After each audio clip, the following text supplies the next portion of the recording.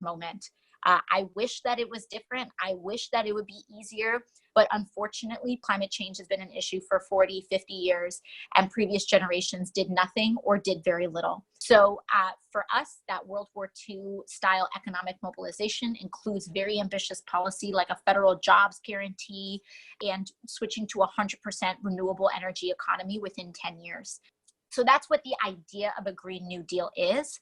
But what we're asking for this week, I think, is something very much more modest, which is the creation of a select committee, the select committee to draft a Green New Deal. Leader Nancy Pelosi stated a couple of days ago that she wants to create a select committee on climate change. She created one about 10 years ago, but a lot of elected officials who accept fossil fuel industry contributions fought very hard to water down the committee and make sure that it had no power to even draft sample legislation. What we really need is that should we, and if we work our butts off to make sure that we take back the presidency, the Senate, and the House in 2020, we can't start working in 2020.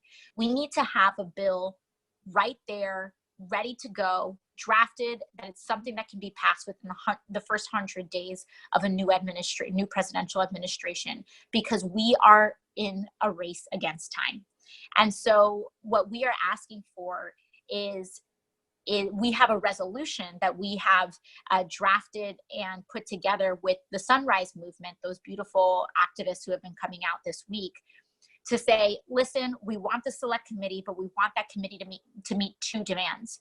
One, we want that committee to actually have a mandate from the speaker to draft sample legislation for a Green New Deal so that it's ready to go by 2020. So the House has a majority of Democrats. There's no reason we shouldn't have this select committee. We're asking for the start of a collaborative effort with ambitious goals. And then secondly, the second demand is that we ask that none of the Democrats appointed to that committee accept contributions from the fossil fuel industry and oil and gas executives.